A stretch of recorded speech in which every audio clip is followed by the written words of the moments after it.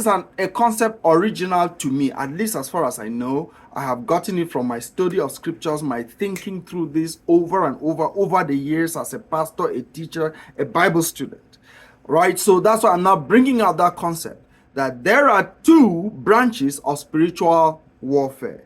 And in this video, I simply want to introduce those concepts. In the next video, I'll be showing 5 important reasons why we should know these differences. All of this is introducing us to a sub-series that I will be doing on spiritual warfare. I'm about to finish with the sub-series on curses. And then there is this sub-series on spiritual warfare. But then I will soon begin a major series on the book of James and First Peter combined, which will be wonderful. If you are new to my channel, please hit the subscribe button. I always forget to remind you. I know you are lovely and you like what you hear and see, but remember to hit the subscribe button. If you have been subscribed before, just check again to see you are subscribed. I have had a time when I lost over 30 people on one day. I don't know what happened. And sometimes I lose people. Yes, people are free to unsubscribe, which is okay. But I'm just saying check, because I've also heard that sometimes YouTube kicks people out. I don't know how that works, but that it does. So please check to be sure you are still subscribed.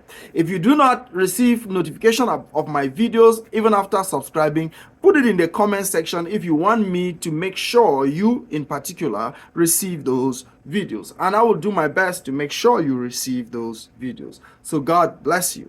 So now let's come back to this concept that I am introducing and inviting you to think through with me. And what is the concept? That there are 2 branches of spiritual warfare. I'm going to begin by illustrating with 2 modes of transportation. Transportation by land using cars, and transportation by air using planes. Everybody can drive a car with very little training and very little rules. But only very few can fly a plane. It takes rigorous training to qualify to fly a plane. But they all serve a very good purpose, moving load and people from one place to another. But they are different modes of transportation. But what is it? Transportation. It's like spiritual warfare, but 2 different branches, I am saying. Now, think about the confusion that will arise when those who drive cars want to take principles on how to face difficulties and challenges in car driving from pilots, and pilots seeking to get the same from drivers. Let's use this example. You drive and your car is stuck in a mud or stuck in ice, and you're struggling to come out. That is a problem to you. Do you go to pilots to ask pilot, give me some principles on how to overcome the difficulties of moving this my means of transportation? Given that you have an experience of bursting through the winds and the storms and the lightnings and darkness out there, help me to know how to get my car out of the mud or out of the snow. Or the pilot comes to the driver and says, hey driver, I want you to show me some principles and ways of being able to go through the storms and the winds and the lightning up there and the thick clouds with the lessons you have learned to go through the mud and the snow. We know if that happens, it is ridiculous. It cannot work. You cannot get those principles from the pilot to apply in the car. You cannot get the principles from the car to apply in the air. It is confusion.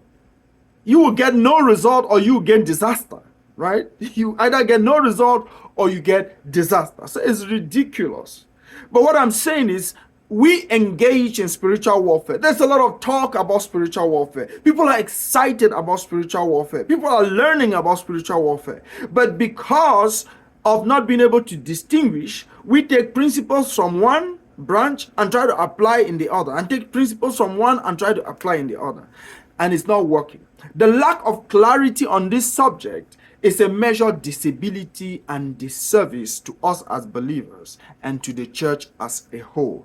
You see, but ignorance, which is, I'm blaming it on nobody because I've been struggling to learn this thing and understand it to the point where I have now arrived, not like I've arrived at full knowledge of what spiritual warfare is, but I think this is a step further in the right direction, where I've arrived at the point where I see, oh, there are at least two branches of spiritual warfare. And we need to get that clear. When we do not get it clear, there is confusion. And what happens in confusion? The devil exploits confusion. Greedy people exploit confusion. Power-hungry people exploit confusion. Those who are fame-seeking exploit confusion.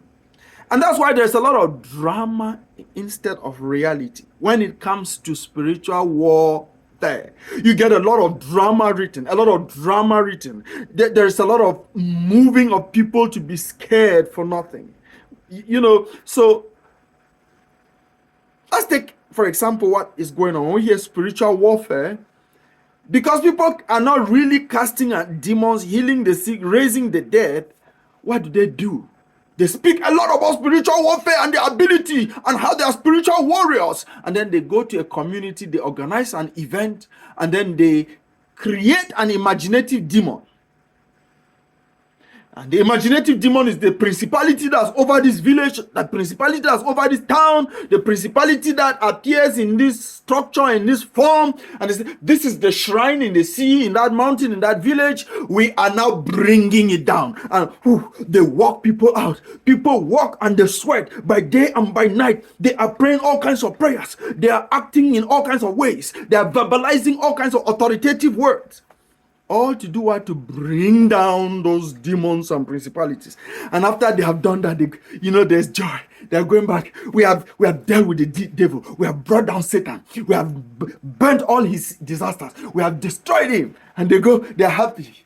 And the next day, people are still the same. Suffering is the same or has multiplied.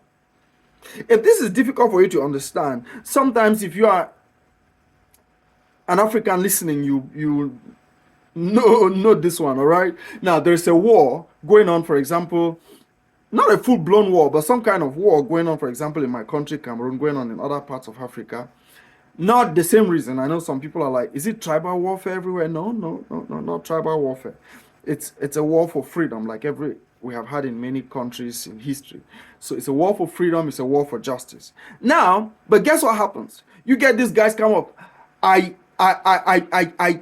overcome or I defeat or I burn those demons and I rebuke and I send that war out of this country and you people will be free.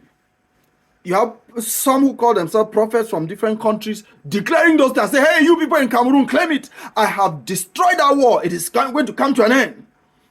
And all of that. And you have people who come together. We're going to end poverty in this village. The poverty in this village has been caused by a certain demon who is like this, and they give all kinds of descriptions. And they do all kinds of activities, and then they go back, nothing has happened. See, there is that confusion that these guys are exploiting. Devil, liars, greedy people exploiting because there is confusion. But God has a good plan. God's good plan is that no one who truly believes in Jesus will be deceived. And that's the reason why I think God helps people like me to also see some of this and bring it to light. So that anyone the devil has been trying to pull by one way or the other into the camp of deception may hear this may hear this kind of sermon that I'm preaching and see the scripture and say, yes, this is what is true. This is what is right. And then the devil will have no hold on them. I'm doing spiritual warfare by doing what I'm doing here.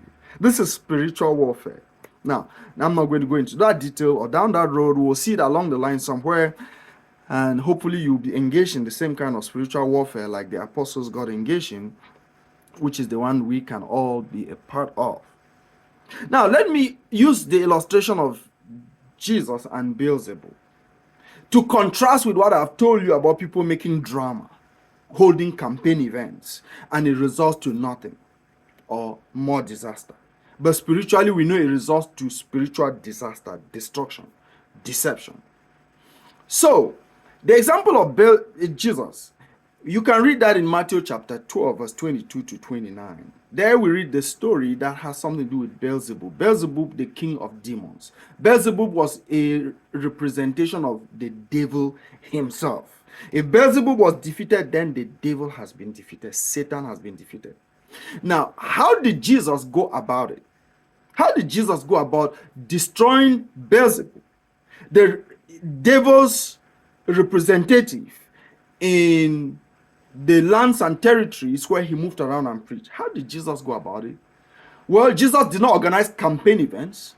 Jesus did not organize prayer events. Jesus simply went casting those demons out, healing the sick, making the blind to see, making the lame to walk, making the deaf to be able to hear, and the mute to talk.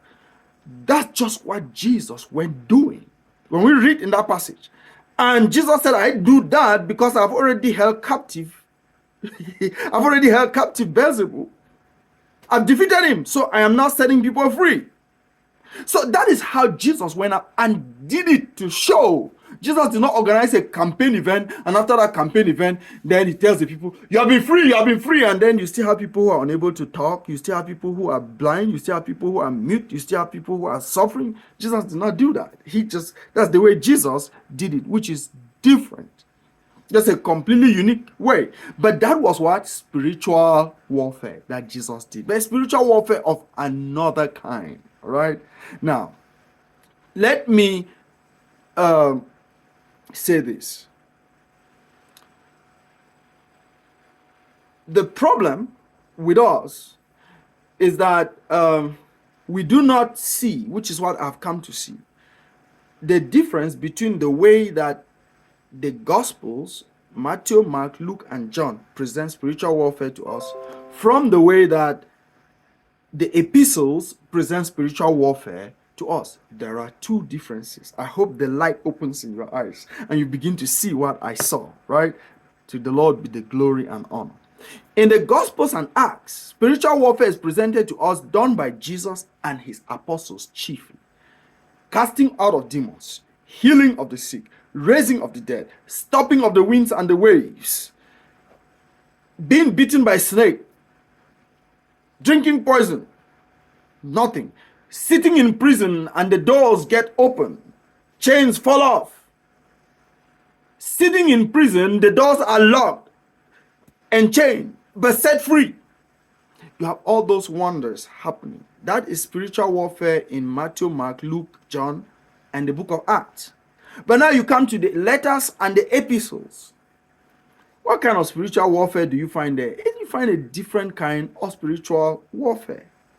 And in that kind of spiritual warfare, that's what we see, for example, in Ephesians chapter 6. Most of us, when we speak spiritual warfare, Ephesians chapter 6, then we begin to take principles from the Gospels and from Acts. We also see this kind of, the epistles kind of spiritual warfare in 2 Corinthians 10, 1-6. When we come, we say, oh, our weapons are not carnal. Our weapons are not carnal. And we are picking principles from Gospels and Acts. But these are two different branches of spiritual warfare.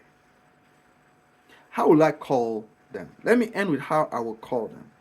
Again, it's a concept that I'm still developing, I'm introducing. Maybe there will be a best way to call them, or you will think about them and develop something better and more helpful. But this is how I'm calling them. I'm saying that the two branches are branch number one, the called and the gifted. So spiritual warfare for the called and the gifted. Then we have spiritual warfare for the blessed and the empowered. You can also say, or I have this other way of looking at it, spiritual warfare of signs and wonders, and spiritual warfare of life and fruitfulness. Two different branches. One branch is spiritual warfare of signs and wonders. Another branch, spiritual warfare of life and fruitfulness. So I want you to take note of these two differences. In the next video, hopefully, I am going to give us 5 reasons why knowing this difference is important. Scripturally supported, and it will bless you. And the Lord will bless us. He will empower us.